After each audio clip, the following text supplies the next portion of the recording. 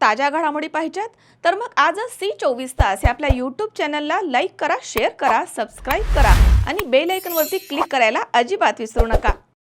राहुरी शहरामधील नामांकित Sairam electronics and batteries या दालनात तुम्हाला मिळतील सर्व प्रकारच्या इलेक्ट्रॉनिक वस्तू तसेच होम अप्लायन्सेस।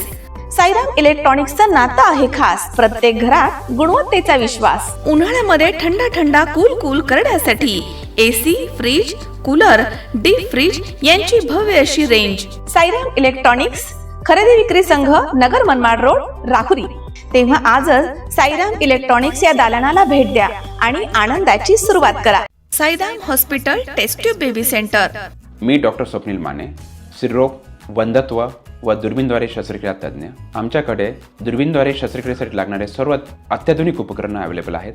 त्यामध्ये 3D 4D कॅमेरा, तसेच रुग्णांना 10 ते 20 ml रक्तस्राव होतो। पेशंटला खूप आरामदायी ऑपरेशन होतं। सूक्ष्म आजार बाहेर काढले जातात। 10 पटीने पेशंटच्या अवयवांचं निराकरण करता येतं आणि आजाराचं उच्चाटन केलं जातं। साईराम हॉस्पिटल, लॅप्रोस्कोपिक सेंटर आणि test baby centre, court area, Bhagyashree हॉटेलच्या पाठीमागे, राहुरी।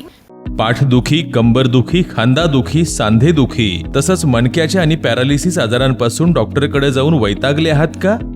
तर आहे ना राहुरीमध्ये आयुर्वेदिक खात्रीशीर उपचार।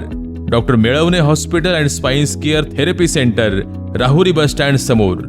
डॉक्टर केतन धनंजय मेळवणे, संपर्क 9890 42 52 40। 25 वर्षाची परंपरा, डॉक्टर मेळवणे हॉस्पिटल। ज्येष्ठ साहित्यिक यशवंतराव गडाख यांच्या वाढदिवसानिमित्तानं विविध सामाजिक उपक्रम राबवत संकल्प दिन साजरा करण्यात आला। मंगळवारी 12 मे रोजी त्यांच्या वाढदिवसाच्या निमित्तानं सोनई येथील कौतुकी नदीच्या सुशोभीकरण आणि पुनर्जीवन उपक्रमाचा शुभारंभ वेदांताचार्य हरिभक्तपरायण देवीदास महाराज म्हस्के तसेच माजी मंत्री शंकरराव गडाख यांच्या हस्ते करण्यात आला। या कार्यक्रमाचे प्रास्ताविक यशवंतराव प्रतिष्ठानचे कार्यकर्ते बाबा अनारसे यांनी केलंय, तर माजी मंत्री शंकरराव गडाख यांच्या मार्गदर्शनाखाली यशवंत प्रतिष्ठान कौतुकी नदी सुशोभीकरण उपक्रम राबवण्यात येणार असल्याचं त्यांनी म्हटलं आहे। पहिल्या टप्प्यामध्ये नदीचे पुनर्जीवन आणि दुसऱ्या टप्प्यामध्ये सुशोभीकरण करण्यात येणार आहे अशी माहिती त्यांनी दिली आणि यासाठी यशवंत सामाजिक प्रतिष्ठानच्या वतीनं 10 लाख रुपयांच्या देणगीची घोषणा करण्यात आली आहे। तर यशवंत प्रतिष्ठाननं आजपर्यंत तालुक्यातील 115 मुलींचे शैक्षणिक दत्तक पालकत्व स्वीकारून त्यांना उच्च शिक्षणासाठी मदत केल्याची माहिती देण्यात आली आहे। तसेच संकल्प दिनानिमित्तानं गरजू कुटुंबामधील आणखी 51 मुलींचे शैक्षणिक पालकत्व स्वीकारण्यात येणार आहे अशी घोषणा शंकरराव गडाख यांनी केली आहे। कार्यक्रमासाठी मोठ्या संख्येनं ज्येष्ठ कार्यकर्ते, तरुण तसेच विविध संस्थांचे पदाधिकारी उपस्थित होते। यावेळी उपस्थित सर्वांच्या वतीनं यशवंतराव गडाख यांना वाढदिवसाच्या शुभेच्छा देण्यात आल्यात। भर उन्हामध्ये हजारोंच्या संख्येनं उपस्थित असलेले कार्यकर्ते हे प्रेमाचं प्रतीक असल्याचा उल्लेख त्यांनी केलाय। यावेळी अनेकांनी आपलं मनोगत व्यक्त केलं। कार्यक्रमासाठी विश्वासराव गडाख, सुनीलराव गडाख तसेच रावसाहेब कांगोणे, नंदकुमार पाटील, यशवंत प्रतिष्ठानचे उपाध्यक्ष उदयन गडाख, नानाभाऊ नवथर, दत्तात्रय काळे, अजित मुरकुटे यांच्यासह नेवासा नगरपंचायतचे नगरसेवक, मुळा कारखाना संचालक मंडळ, बाजार समिती संचालक तसेच तालुक्यातील विविध गावांचे सरपंच, उपसरपंच, सदस्य, चेअरमन, व्हाईस चेअरमन, संचालक मंडळ, तरुण आणि ज्येष्ठ कार्यकर्ते मोठ्या संख्येनं उपस्थित होते। आपल्याला सांगता येतील 100 भर तर सहजच आता बसल्या बसल्या मी विचार करत होतो, पण माझ्या जीवनाशी संबंधित अशा 2-3 पैलूंचा थोडक्यात आपण विचार करणार आहोत। कालच मी एक व्हिडिओ या व्हॉट्सअपला स्टेटसला कोणाच्या तरी बघितला। मी साहेबांना म्हटलो, मोठे साहेब बोलतानाचा तो व्हिडिओ होता आणि त्यांनी बोलताना सांगितलं होतं की आपल्या घरामध्ये ज्याप्रमाणे देवघर असतंच, देवघरासाठी आपण जागा, आपण बंगला घर बांधल्यानंतर ठेवतोच, अगदी तेवढीच जागा आपण आवर्जून पुस्तकांसाठी ठेवली पाहिजे असं त्याच्यात ते बोलले होते। म्हणून पुस्तक प्रेमी, साहित्यिक म्हणून त्यांच्याशी माझी एक नाळ आहे। अजून निसर्गप्रेमी, वृक्षप्रेमी म्हणून त्यांची एक ओळख मला माझ्या बालपणापासून आहे।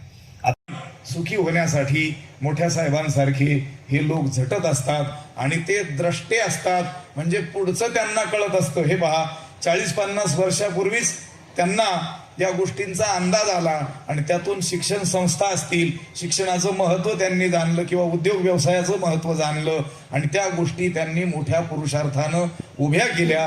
म्हणून आपलं आजचं जीवन काय झालेलं आहे, सुसह्य झालेलं आहे. यामागं त्यांचा त्याग, त्यांचा अभ्यास, त्यांच्या अभ्यासवृत्ती, कष्ट या सगळ्या गोष्टी आपल्याला दिसून येतात.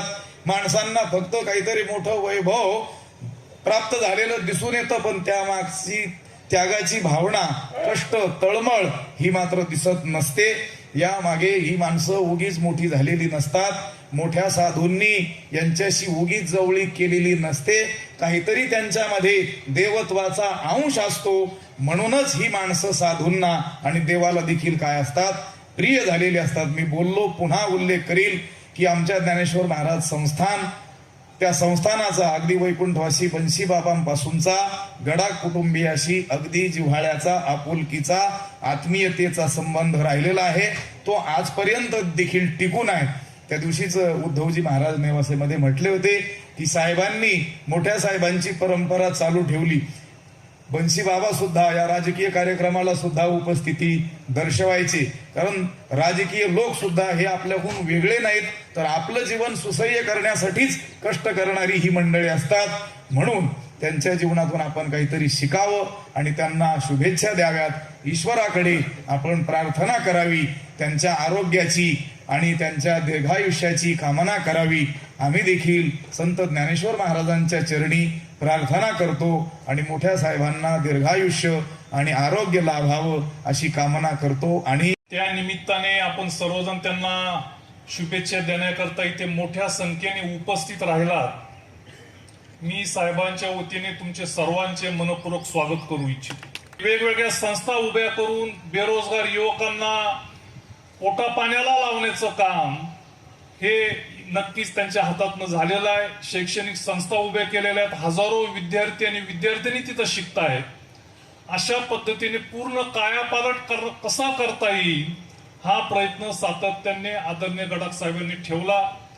त्यातनं हा जो विकास इकडं तिकडं जर झालं तर लगेच जबाबदार धरायचं, परंतु हे सगळं उभं राहत असताना बाकीच्या तालुक्यामध्ये, जिल्ह्यामध्ये, राज्यामध्ये जर आपण बघितलं तर जे न्याय देण्याचा प्रयत्न आदरणीय गडाख साहेबांनी देण्याचा प्रयत्न केला, यापेक्षा अधिक जर भेटलं असतं राजकारणामध्ये, ती खंत सोनेकरांना आणि तालुक्याला आहे, साहेबांनाही असावी, परंतु ते त्यात समाधानी राहिले जे भेटलं ते.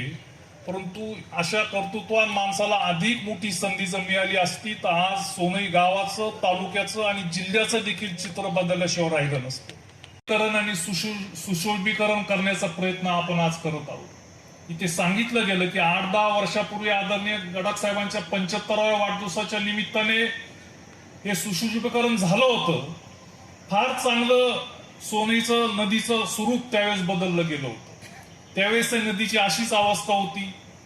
शहरीकरण झाल्यामुळे नद्या या छोट्या व्हायला लागल्यात, अतिक्रमण व्हायला लागलं, त्याच्यात कचऱ्यांची ढीग साठायला लागले. ही गावोगावची परिस्थिती आहे.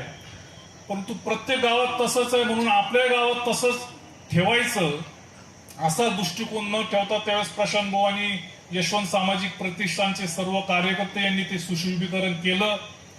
आज परत तीच अवस्था या कौतुकी नदीची झालेली आहे. यशवंत सामाजिक प्रतिष्ठानच्या वतीने 10 लाख रुपयाचा निधी या सुशोभीकरणाकरता आज मी जाहीर करतोय. बाकीच्याही लोकांना ज्यांना याच्यामध्ये सहभाग घ्यायचा असेल, आर्थिक असेल किंवा तुम्ही वेळ देत असाल, तुमचं काम सोडून तिथे 2 तास थांबत असाल, तेही मोलाचं आहे. येणाऱ्या महिन्याभरामध्ये या नदीचं सुशोभीकरण करण्याचा प्रयत्न आपण करणार आहोत. सुरुवातीला होणार आहे. अशा पद्धतीने मुली शिकल्या पाहिजे, त्यांनाही संधी मिळाली पाहिजे, तरच जो सामाजिक काम करण्याकरता यशवंत सामाजिक प्रतिष्ठान आणि तालुक्यातले जे सर्व इच्छुक आहेत त्यांनी जरूर या कामामध्ये सहभाग घ्यावा, आपला वेळ द्यावा आणि या कामाला या तालुक्यामध्ये एक वेगळी झळाळी कशी मिळेल, वेगळी ओळख कशी मिळेल याकरता सातत्याने आपण पाठीमागं राहावं एवढीच विनंती या कार्यक्रमाच्या निमित्ताने करतो. शंकर नामदेव, 24 तास, नेवासा.